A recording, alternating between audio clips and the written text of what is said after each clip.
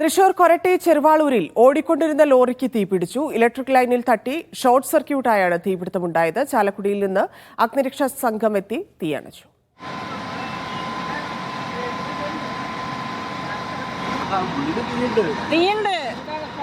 അഖിൽ ചേരുന്നുണ്ട്. അഖിൽ, എന്താണ് സംഭവിച്ചത്?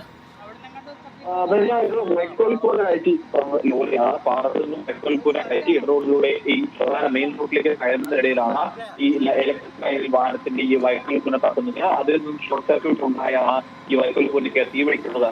ഈ നാട്ടുകാരും അതോടൊപ്പം തന്നെ കൃത്യസമയത്ത് അഗ്നിരക്ഷാ സേനയും ഇടപെട്ടതുകൊണ്ടാണ് വൻ ദുരന്തമുണ്ടായത്. ലോറിയിലേക്ക്, അതായത് വൈക്കോൽ മാത്രമാണ് കത്തിനശിച്ചത്.